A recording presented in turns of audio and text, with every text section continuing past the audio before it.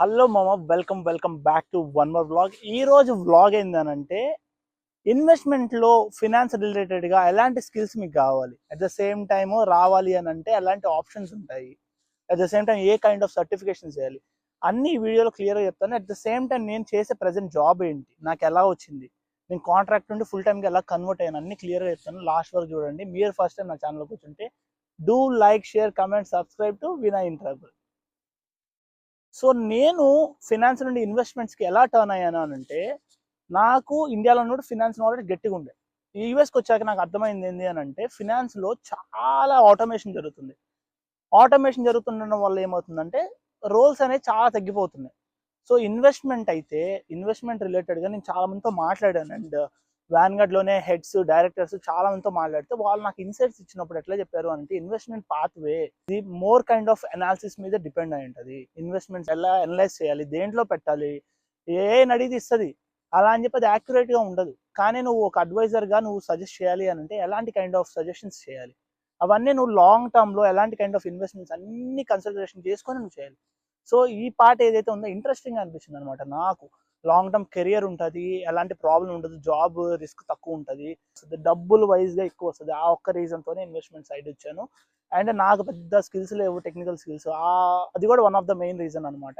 నాకు అన్ని బేసిక్ వచ్చు, లైక్ ఎస్క్యూఎల్ బేసిక్ వచ్చు, పవర్ బిఐ గట్టిగా వచ్చు, ఎక్సెల్ బాగొచ్చు, యాక్సెస్ బాగొచ్చు, పైథాన్ ఏదో చుమ్మా. సో ఈ కోడింగ్ వైపు వెళ్తే బిస్కెట్ అయిపోతా కాబట్టి ఈ పర్టికులర్ పాత్ అయితే నేను చూస్ చేసుకున్నాను. ఇండియాలో ఉన్నప్పుడు బీబీఏ ఫినాన్స్ చేశాను, ఎంబీఏ ఫినాన్స్ చేశాను. తర్వాత all together around like 4 years of experience ఉంది. ఒక 2 years నా మెంటర్ కింద రీసెర్చ్ అసిస్టెంట్గా వర్క్ చేశాను ఫినాన్స్ రిలేటెడ్గా. అట్ ద సేమ్ టైము డెలాయిట్లో అండ్ లెగాటోలో ఈ 2 కంపెనీస్లో ఓవరాల్గా 2 years ఎక్స్పీరియన్స్ ఇంక్లూడింగ్ ఇంటర్న్షిప్ ఉంది. అండ్ యూఎస్కి వచ్చినప్పుడు ఏం చేశానంటే ఎంఎస్ ఇన్ బిజినెస్ అనలిటిక్స్ చేశాను. తురుమని చెప్పను కానీ ఫినాన్స్లో కొంచెం ప్రో. టెక్నికల్ స్కిల్స్ జీరో, నాకంత అసలు పెద్ద మ్యాటర్ అంత ఏం రాదు. ఎక్సెల్ కూడా పైపైన వచ్చు, ఏడుకి వచ్చాక అన్ని నేర్చుకున్నాను.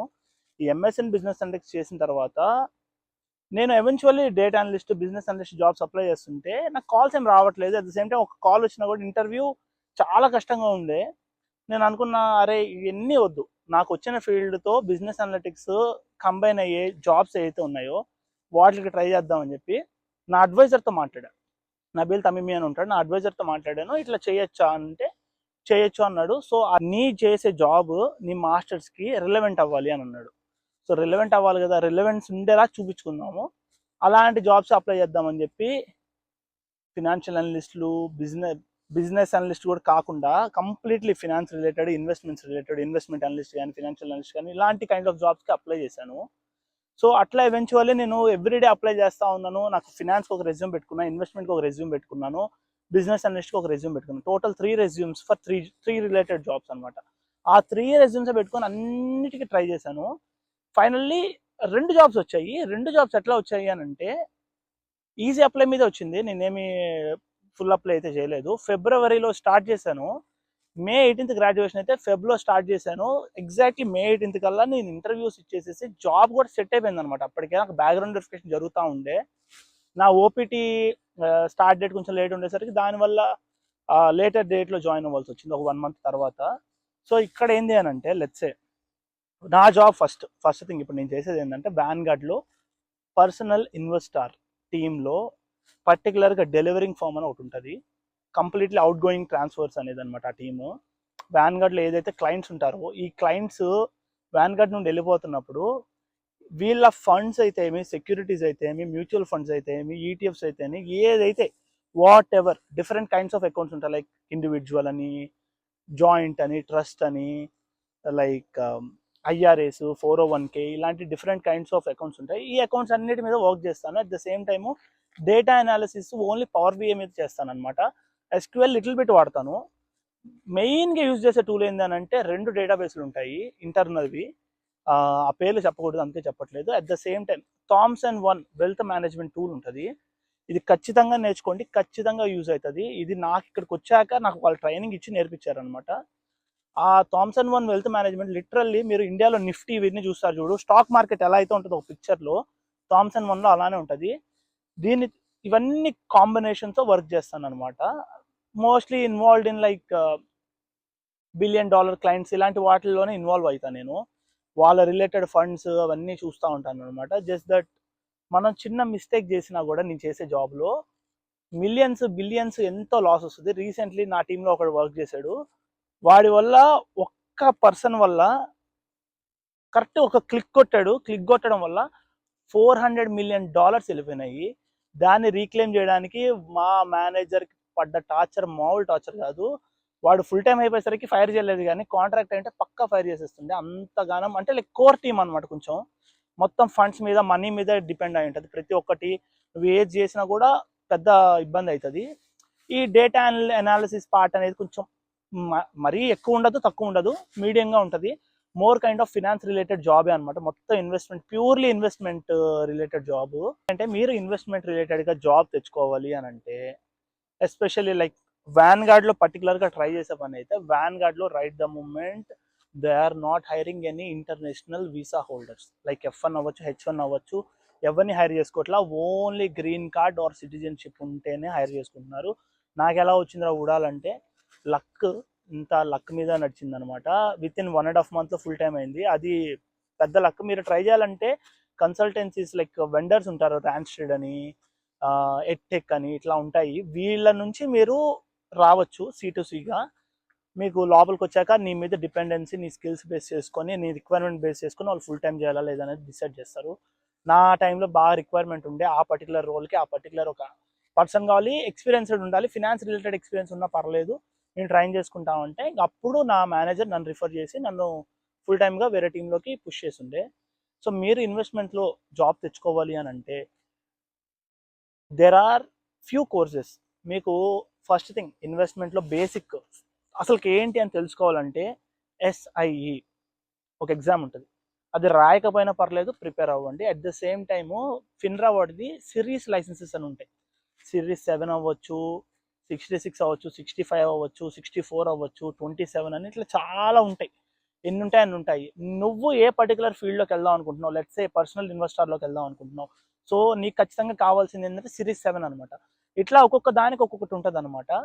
సో దాని దగ్గర ఎగ్జామ్ రాశారు అనుకో, మీకు కాల్స్ వచ్చేదానికి చాలా యూజ్ అవుతుంది. లెట్స్ ఏ బ్లాక్ రాక్ అవని, వ్యాన్గార్డ్ అవని, చార్ల్స్ షవాబ్ అవని, ఇలాంటి కంపెనీస్ హైర్ చేసుకోవడానికి రెడీగా ఉంటాయి. ఈ లైసెన్స్ ఉంటేనే నీకు కాల్ వస్తుంది, లేకపోతే రాదు. నాకు SIE లైసెన్స్ ఒక్కటే ఉంది. ఆ లైసెన్స్ మీద నేను కొంచెం ప్రొసీడ్ అవ్వగలిగాను. ఇది పోతే నెక్స్ట్ నీకు రావాలి ఇంకో స్కిల్ ఏం కావాలి అని అంటే ఎక్సెల్ మ్యాండేటరీ, కంపల్సరీ రావాలి. యాక్సెస్, ఫినాన్స్ రిలేటెడ్ కానీ ఇన్వెస్ట్మెంట్ రిలేటెడ్ కానీ జాబ్స్ చేస్తుంటే మీరు మెయిన్లీ SQL కంటే SQL డేటాబేస్ అనేది చాలా హై లెవెల్లో యూటిలైజ్ చేస్తారనమాట. దాన్ని యూజ్ చేసినట్టు ఏ ఇండస్ట్రీలో యూజ్ చేయరు. ఫినాన్స్ రిలేటెడ్ ఏ జాబ్ చేస్తున్నా Access is the first thing మీకు రావాల్సింది. At the same time Power BI, power బిఐలో పవర్ పివోట్ అవ్వచ్చు, డాక్స్ ఫంక్షన్స్ వరకు రావాలి కంపల్సరీ. ఇవి నేర్చుకోండి. పైథాన్, కోడింగ్ అంత అక్కర్లేదు అనమాట. మీరు నేను చేసే కైండ్ ఆఫ్ జాబ్లో అయితే కోడింగ్ అంత అక్కర్లేదు. But let's A like Python నేర్చుకోవడం బెటర్. పైథాన్ నేర్చుకుంటే చాలా యూస్ఫుల్ అవుతుంది. ఇవి కాకుండా ఫినాన్స్ రిలేటెడ్గా వెళ్ళాలి అన్న ఇవే కోర్సెస్ కావాలి. జస్ట్ దట్ సిరీస్, SIE ఈ 2 ఎగ్జామ్లు అక్కర్లేదు. మిగతా ఏవైతే ఉన్నాయో Excel, Access, Power BI, Tableau, Python, Bloomberg terminal, ఇది మ్యాండేటరీ, కంపల్సరీ నేర్చుకోండి. ఇది నేర్చుకోకపోతే ఫినాన్స్ ఆర్ ఇన్వెస్ట్మెంట్ రిలేటెడ్ ఫీల్డ్లో మీరు సర్వే అయితే అవ్వలేరు. బికాజ్ ఎందుకంటే దాని రిపోర్ట్స్ జనరేషన్ అంతా నువ్వు దాంతోనే చేయాలి. నీకు ఈ డేటా మొత్తం బ్లూంబర్గ్ టెర్మినల్లోనే దొరుకుతుంది. ఆ కోర్స్ అయితే చేయండి. ఆ కోర్స్ చేస్తే మీకు చాలా యూస్ఫుల్ ఉంటుంది. It's little bit like confusing ఉంటుంది అనమాట మీకు అర్థం కావడానికి ఇనిషియల్గా, బట్ ఎవెన్చువల్లీ చాలా ఈజీ అనిపిస్తుంది. వెల్త్ మేనేజ్మెంట్ టూల్స్ నేర్చుకోండి. థామ్సన్ 1 కానీ ఇట్లాంటివి ఉంటాయి. మళ్ళీ SAS రిపోర్టింగ్ టూల్ నేర్చుకోండి, అది హెల్ప్ అవుతుంది. ఇలాంటి కైండ్స్ ఆఫ్ టూల్స్ ఏంటంటే మీకు ఇన్వెస్ట్మెంట్ ఆర్ ఫినాన్షియల్ ఫీల్డ్లో లాంగ్ రన్లో సర్వే అవ్వడానికి హెల్ప్ఫుల్ అవుతుంది. Now let's going to certifications. ఫినాన్స్లో సర్టిఫికేషన్స్ ఆర్ ఇన్వెస్ట్మెంట్లో సర్టిఫికేషన్. లెట్స్ ఏ నువ్వు ఇన్వెస్ట్మెంట్ ప్లానింగ్ కానీ, ట్యాక్స్ ప్లానింగ్ కానీ, ఫైనాన్స్ ప్లానింగ్ కానీ, రిటైర్మెంట్ ప్లానింగ్ కానీ, 401k ప్లానింగ్ కానీ, ఇవన్నీ చేయాలి అనుకో, నీకు కంపల్సరీ CFP డిగ్రీ అనేది కావాలి. CFP అంటే సర్టిఫైడ్ ఫినాన్షియల్ ప్లానర్ అనమాట.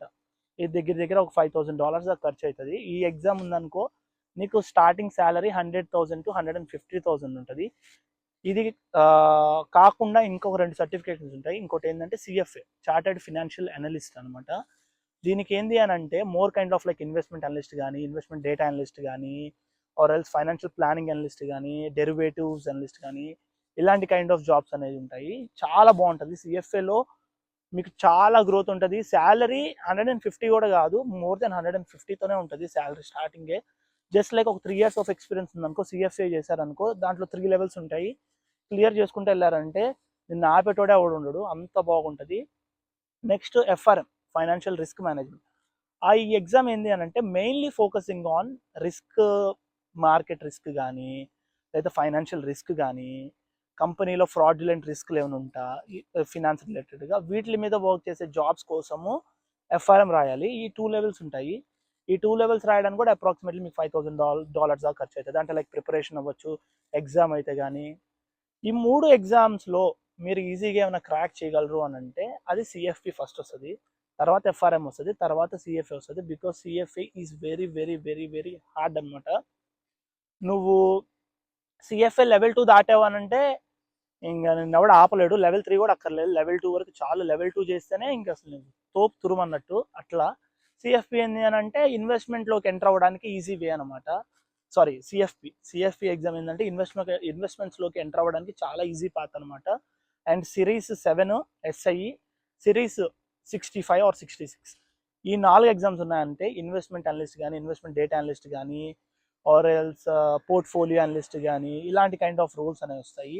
ఇన్వెస్ట్మెంట్లో చాలా రోల్స్ ఉంటాయి. లైక్ ఫండ్ అకౌంటెంట్ అవ్వచ్చు, ఇప్పుడు నేను చెప్పిన రోల్స్ అన్నీ అవ్వచ్చు, సర్టిఫైడ్ ఫినాన్షియల్ అడ్వైజర్ కానీ, సర్టిఫైడ్ ఫినాన్షియల్ ప్లానర్ కానీ, ఇట్లా చాలా వస్తుంటాయి. ఫినాన్షియల్ ప్లానింగ్ అనలిస్ట్ ఒకటి, కార్పొరేట్ ఎఫ్పిఏ ఒకటి, బడ్జెట్ అనలిస్ట్, ట్రెజరీ అనలిస్ట్, ఇలా చెప్పుకుంటూ పోతే చాలా వస్తాయి. ఇవన్నీ స్టెమ్ క్వాలిఫైడ్ అనమాట. స్టెమ్ క్వాలిఫై కాకుండా నేను ఏ రోల్ చెప్పట్లేదు, ఎవ్రీ రోల్ ఇప్పుడు నేను చెప్పేవన్నీ నీకు డొమైన్ నాలెడ్జ్ ఉండాలి, టెక్నికల్ నాలెడ్జ్ ఉండాలి. ఓన్లీ ఒక నాలెడ్జ్ ఉంటే నువ్వు సర్వే కాలేవు, 2 నాలెడ్జ్ ఉంటేనే నువ్వు సర్వే కాగలవు. ఎస్పెషల్లీ నేను సజెస్ట్ చేసేది ఎవరికి అని అంటే, లెట్స్ సే నువ్వు ఇండియాలో BCom or BBA or else MBA or MCom, ఇట్లాంటి ఎకనామిక్స్ రిలేటెడ్గా ఏమైనా కోర్సెస్ చేస్తున్నా, నాన్ ఐటీ బ్యాక్గ్రౌండ్ నుండి వస్తున్నా, మీకు ఏంది అని అంటే this is the one way. మీరు salary will start from easily 80,000 or 100,000 or 150,000 or 200,000. ఇప్పుడు నేను చెప్పే స్కిల్స్ ఈ పాత్ చూస్ చేసుకుంటే మీ శాలరీస్ అయితే ఇలా ఉంటాయి. స్పాన్సర్షిప్ అంటారా, ఈ కైండ్ ఆఫ్ రోల్స్కి స్కిల్స్ ఉన్న వాళ్ళు ఎవ్వరు దొరకరు, కాంపిటీషన్ తక్కువ, మీకు జాబ్ అనేది ఈజీగా వస్తుంది. అండ్ రిక్వైర్మెంట్ ఉంటుంది కాబట్టి obviously company is ready to sponsor you. Requirement ఉంటేనే నీకు స్పాన్సర్ చేయడానికి ఉంటుంది. అండ్ ఈవెన్ ఇప్పుడు ఇండియాలో ఎవరైనా చూస్తున్న ఈ వీడియో, ఎంతసేపు బీటెక్ చేయడము, కంప్యూటర్ సైన్స్ చేయడము, ఆర్టిఫిషియల్ ఇంటెలిజెన్స్ ఇవన్నీ చేసుకుంటే నడవదు. లెట్స్ సే ఏఐ మీద ఫోకస్ చేయండి. ఏఐ మీద ఫోకస్ చేస్తూ ఈ స్కిల్స్ అనేది నేర్చుకున్నారనుకో, డొమైన్ నాలెడ్జ్ ఉందనుకో, ఇన్వెస్ట్మెంట్ రిలేటెడ్గా ఎందులో అయినా నువ్వు డబ్బులు మేనేజ్ చేసే దగ్గరికి వచ్చినప్పుడు ఏఐని, మిషన్ లెర్నింగ్ టూల్స్ని ఇలాంటివన్నీ ఇంప్లిమెంట్ చేయరు. బికాజ్ ఎందుకంటే one small mistake big problem డబ్బుల విషయంకి వస్తే. ఎందుకంటే నేను ఇందాక ఒక ఎగ్జాంపుల్ చెప్పాను కదా, మా టీంలో వేరే వాడు $400 million 1 click అవే. అట్లా ఉంటుంది అనమాట. చిన్న మిస్టేక్ కూడా చాలా ప్రాబ్లం అవుతుంది. అందుకని ఏఐని ఎంతవరకు మినిమైజ్ చేయాలి అంతవరకు మినిమైజ్ చేస్తారు, యూటిలైజ్ చేసుకునే వరకు యూటిలైజ్ చేసుకుంటారు. కానీ మీ జాబ్కి అయితే అలాంటి ప్రాబ్లం ఉండదు. మార్కెట్లో ఏ కంపెనీ అయినా లే ఆఫ్ చేయడం చూసారు, కానీ ఇన్వెస్ట్మెంట్ కానీ, అసెట్ మేనేజ్మెంట్ కానీ, ఫినాన్షియల్ సర్వీసెస్ కంపెనీస్ కానీ లే ఆఫ్ చేయడం ఇప్పుడు దాకా ఒక్కటి కూడా చూసుంటారు మీరు. ఎందుకంటే అలా ఉంటాయి opportunities. At the same time job safety కానీ, మీకు మనీ కానీ, ఎవ్రీథింగ్ చాలా బాగుంటుంది. This is the one way I will always suggest. And ఇదే కాకుండా మీరు నాన్ ప్రాఫిట్ ఆర్గనైజేషన్స్ గురించి ఏమైనా తెలుసుకుందాం అంటే నెక్స్ట్ వీడియో అదే పోస్ట్ చేస్తాను, నాన్ ప్రాఫిట్ మీదే పోస్ట్ చేస్తాను. దానికోసం వెయిట్ చేయండి, ఖచ్చితంగా సబ్స్క్రైబ్ అయితే చేసుకోండి. And that's it for this video. Next వీడియోలో మళ్ళీ కలుద్దాము. మీకు ఎలాంటి క్వశ్చన్స్ ఏమైనా ఉన్నా, ప్రాబ్లమ్స్ ఉన్నా కింద కామెంట్ సెక్షన్లో మెన్షన్ చేయండి. నేనేం తురుము కాదు, నేను చెప్పిందే గుడ్డిగా ఫాలో అయిపోకండి. జస్ట్ దట్ లైక్ కొంచెం అవేర్నెస్ అనేది పెంచుకోండి. అవేర్నెస్ పెంచుకుంటే అట్లీస్ట్ ఎంతో కొంత హెల్ప్ఫుల్ అవుతుంది. ఇప్పుడు నాకు వర్కౌట్ అయింది కదా అని పక్కన వాళ్ళకి వర్కౌట్ అవుతుందని నేను చెప్పను. అది టోటల్లీ లక్ నా విషయంలో జరిగింది. హార్డ్ వర్క్ ఎంత ఉందో లక్ కూడా అంతే ఉంది. సో ప్రతి ఒక్కరి విషయంలో అలా జరుగుతుందని నేనైతే ఎక్స్పెక్ట్ చేయను. మీరు ట్రై చేయండి. లెట్స్ సే 10 అప్లికేషన్లు వేస్తున్నాను అనుకో, 1-2 ఇన్వెస్ట్మెంట్ రిలేటెడ్గా ట్రై చేయండి. ఫినాన్స్ బ్యాక్గ్రౌండ్ ఉన్నోళ్ళు ఖచ్చితంగా యూస్ఫుల్ అవుతుంది. లిటరల్లీ నాకు చాలా కాల్స్ వచ్చిండే. అసలు కాల్సే రాని బిజినెస్ అనలిస్ట్, డేటా అనలిస్ట్కి అప్లై చేసినప్పుడు టైం అంతా వేస్ట్ అయింది. ఫినాన్స్ ఆర్ ఇన్వెస్ట్మెంట్ రిలేటెడ్గా ఫోకస్ చేసినప్పుడు చాలా కాల్స్ వచ్చిండే. ఈ మార్కెట్లో ఈ సిచ్యువేషన్స్లో అన్ని కాల్స్ రావడం అనేది it's not easy thing. So అందుకోసం మీకు చెప్తున్నాను, ఖచ్చితంగా ట్రై చేయండి. ఈ పర్టికులర్ పాత్ అయితే ట్రై చేయండి. ఫాలో అయిపోకండి, నేను చెప్పింది గుడ్డిగా ప్రొసీడ్ అయిపోకండి. మీకు కరెక్ట్ కాదా డిసైడ్ చేసుకోండి, దాన్ని బట్టే ప్రొసీడ్ అవ్వండి. That's it for this video. Next వీడియోలో మళ్ళీ కలుద్దాము. Until then do like, share, comment, subscribe to Vinay in trouble. By.